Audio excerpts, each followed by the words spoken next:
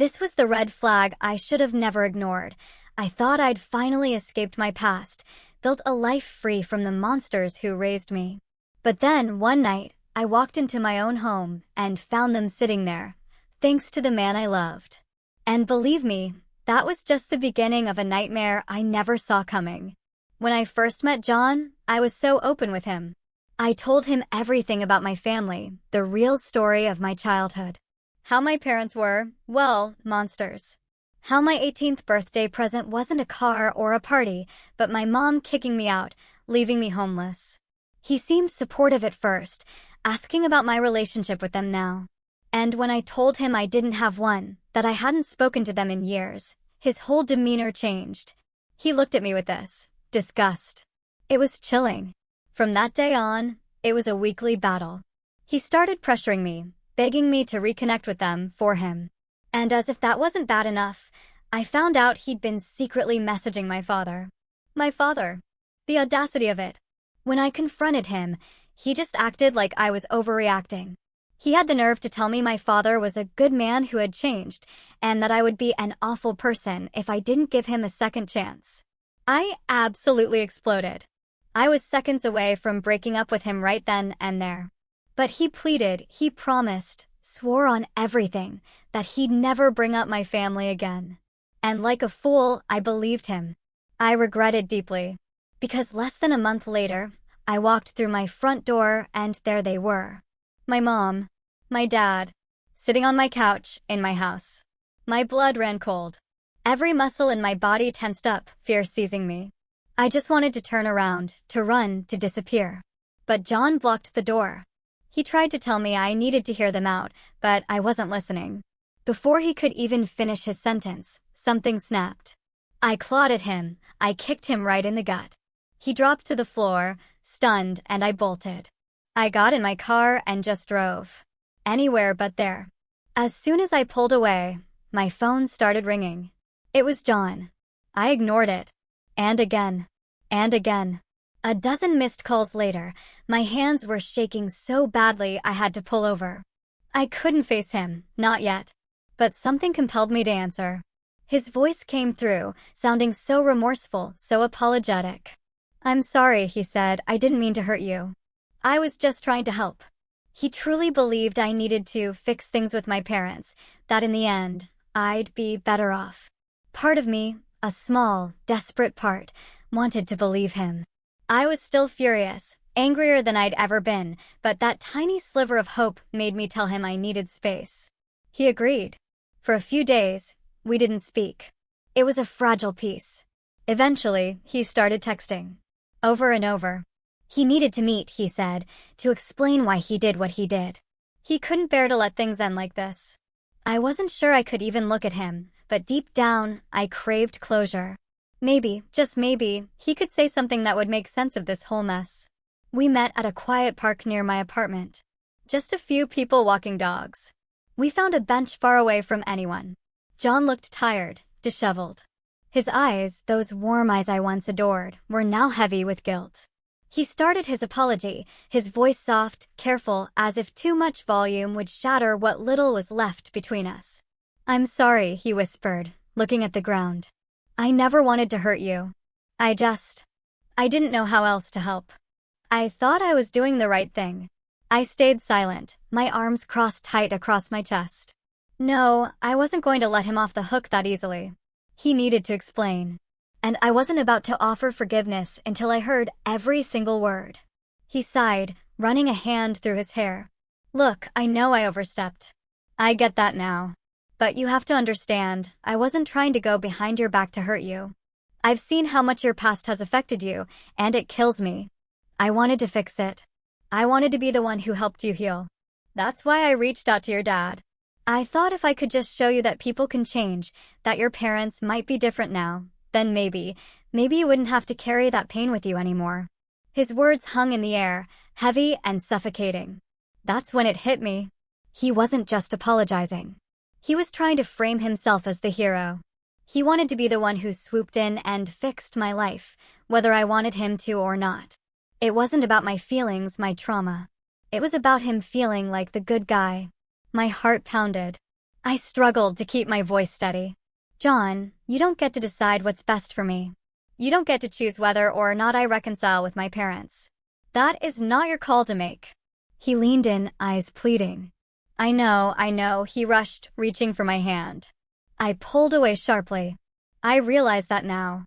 But at the time, I thought I was helping. I love you, and I just wanted you to see that people can change, that they deserve second chances. You don't have to forgive them, you don't even have to talk to them again if you don't want to. But I was thinking about our future, you know? I didn't want you to keep carrying this anger with you forever. I thought maybe if you had closure with them, we could move forward together, without all that baggage. That word baggage made my stomach twist. My pain, my trauma, everything I had endured. He was calling it baggage. Like it was some heavy suitcase I could just set down if I tried hard enough. It wasn't that simple. It had never been that simple. I'm not baggage, John, I said, my voice low but steady, tinged with a dangerous calm. What happened to me isn't something you can just fix with a conversation. And you definitely don't get to decide how I deal with it. You don't get to go behind my back and invite my parents into my life just because you think it's what's best. He frowned, clearly frustrated that I wasn't seeing things his way. I wasn't trying to fix you, I swear, he paused, searching for the right words. I just thought you were letting the past control your life, and I didn't want that for you. I wanted to help you let go. I shook my head, despair creeping in. You don't get it, do you? You don't understand what they did to me. What they took from me. You don't know how hard it's been to build a life without them. And you definitely don't get to decide when I'm ready to let go of anything. There was a long, heavy silence. His face fell, and for a fleeting second, I thought I saw genuine regret. Like maybe, just maybe, he was starting to understand. But just as quickly, his expression hardened. He leaned back on the bench, arms crossing, and I saw it, something defensive, almost bitter, flash in his eyes. I'm sorry, he said, but his tone was completely different now. I thought I was helping. I thought you'd be grateful. But clearly, you don't want to fix things. You just want to stay angry. You just want to be the victim forever. His words cut through me like a knife. The apology was gone, replaced by a resentful edge. In his mind, he'd done everything right, and I was the one who was wrong for not accepting his help. I'm not a victim, I said quietly, though my voice trembled with rage. I'm someone who gets to decide who's in my life and who isn't. And if you can't respect that, then maybe you shouldn't be in my life either. His eyes widened slightly. He opened his mouth, but I stood up before he could say another word. I need time to think, I told him, my voice cold, resolute. And if you really care about me, you'll give me that space. Don't contact me until I reach out to you. I walked away, my heart pounding, not knowing if I could ever forgive him. But for now, I just needed to be alone. For a while, things were quiet. John actually stayed true to his word. We didn't speak for nearly 2 weeks, and I tried to untangle the mess of emotions inside me. Part of me missed him, missed the way things used to be. But a stronger, clearer part knew that something fundamental was broken between us. Trust had been shattered beyond repair. But just as I was beginning to breathe again, John re-entered my life in the absolute worst way. It started with a text message. Not from him, though. It was from my father. Short, to the point. He wanted to meet for coffee, to talk things through and move forward. My heart sank. John had broken his promise. He must have given my father my number. I immediately called John, dialing his number with shaking fingers, demanding an explanation. When he picked up, there was no hesitation, no denial. He admitted it without missing a beat. I thought it was time, he said, as if that was all the justification he needed. I gave your dad your number because I thought it was time for you to make peace with him. I know you said you needed space, but I've been thinking, and I still believe you'll be happier in the long run if you just talk to them. I was speechless. The sheer, breathtaking audacity of it left me gasping. My hands shook as I listened to him ramble on, trying to explain why he'd done it, why he still believed he was helping me, even after everything I had told him. Finally, my voice broke through. You don't get to decide that. I practically screamed, my voice cold with white-hot anger. You don't get to decide anything about my family or my life. I told you to stay out of it, and you went behind my back again. He tried to interrupt, but I powered through. No, John, you need to listen.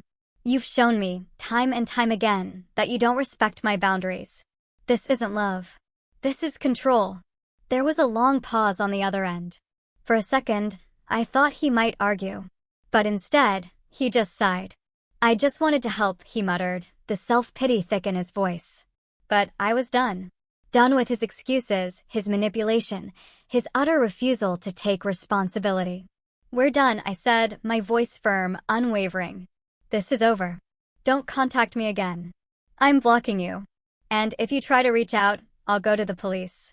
I hung up before he could respond, my heart hammering against my ribs. For a moment, a wave of pure relief washed over me. It was over. I'd made the decision I should have made months ago. John was out of my life. I could finally start to heal. But that feeling didn't last. The harassment started almost immediately. First, it was subtle. Blocked calls in the middle of the night. I'd answer, and there'd be nothing but silence. Then came the emails. He made new accounts, several of them, sending me long, rambling messages. They swung wildly between desperate apologies, begging me to take him back, and angry rants about how I was throwing away everything good we had. I blocked every single one, but new addresses would pop up within days. He was relentless. Sometimes, he'd switch tactics. He'd send flowers with handwritten notes. I've changed. Please just talk to me. I threw them away instantly, but every time I saw a bouquet on my doorstep, my stomach would twist with anxiety. But the worst part was, he wasn't just online or leaving gifts. I started noticing him lurking near my apartment. At first, he'd be in the distance, his car parked down the street. I thought I was paranoid, that my mind was playing tricks on me. But then I'd see him again. And again. One night, driving home from work, I saw his car behind mine, following me for blocks. My pulse quickened. I took random turns, tried to lose him on back roads, but no matter where I went, his headlights were there, always behind me. I felt trapped. My hands gripped the steering wheel so tightly they ached. I couldn't go home, not knowing he'd follow me there. So I detoured to a busy parking lot, hoping that if I stopped somewhere crowded, he'd leave me alone. I parked, watching as his car slowly circled the lot, then finally, mercifully, disappeared into the night. I stayed there for another hour, too terrified to go home. When I finally made it back to my apartment, I bolted the door, double-checked every lock. My heart raced, but the fear was still there, deep in my bones. It didn't stop. A week later, I woke up to find my car vandalized. Tires slashed. A deep, jagged scratch running along the side. I knew it was John, even if there was no way to prove it. The police filed a report, but without witnesses, there was nothing they could do. I felt like a prisoner. I couldn't go anywhere without looking over my shoulder. Every unfamiliar car, every shadow, made my heart pound. I had no idea what he was capable of, and the not knowing was the most terrifying part.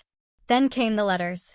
Slipping under my door, shoved into my mailbox, sometimes in the dead of night. Long, rambling, handwritten notes.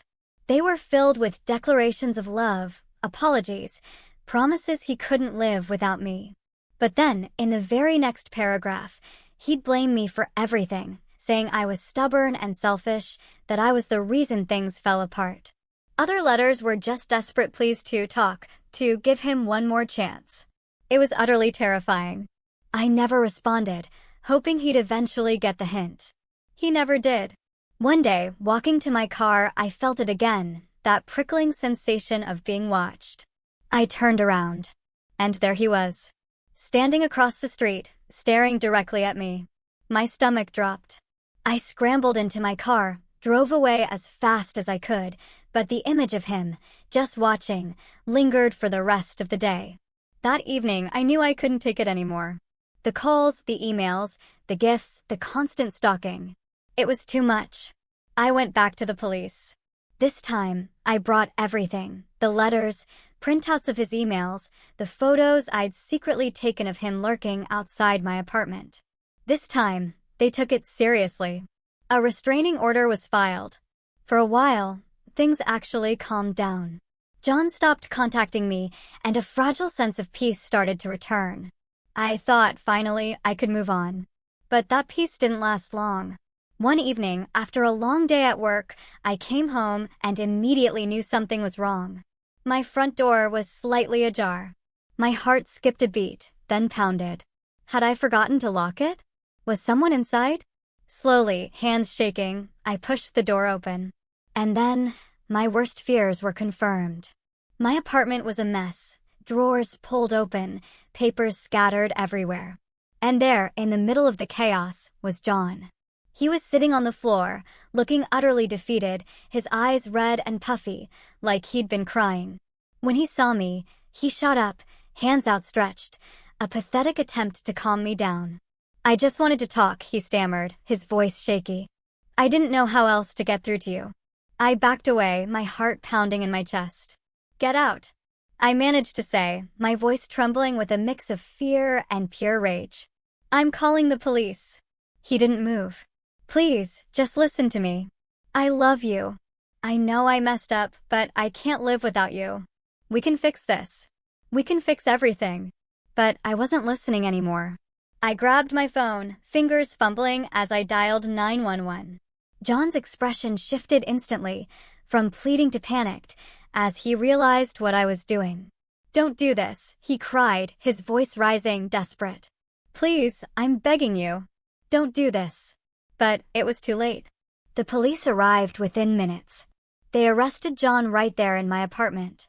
As they led him away in handcuffs, I felt a strange mix of overwhelming relief and deep, unsettling fear. He was finally being taken away. But the reality of what had just happened hit me like a physical blow. He had broken into my home. He had crossed every boundary imaginable. The legal process that followed was grueling. John was charged with stalking, harassment, and breaking and entering. I had to testify in court, reliving every terrifying moment of the past few months. I showed them the letters, the emails, the photographs of him outside my apartment. I explained how he had followed me, how he had slashed my tires, how he had refused to leave me alone no matter how many times I told him to stop. John's lawyer tried to paint him as a heartbroken man who made poor decisions in the heat of the moment. But I knew better. This wasn't love. This was obsession. He had manipulated, controlled, and terrorized me for months. In the end, the evidence was overwhelming. John was convicted and sentenced to jail time for his crimes. The restraining order was made permanent. And for the first time in what felt like forever, I finally started to feel safe again. It's been a long road, and honestly, the scars are still there. But I'm here. I survived. And I want to know, have any of you ever dealt with someone like this? Someone who just wouldn't respect your boundaries no matter what? Tell me your thoughts in the comments below. I really want to hear from you.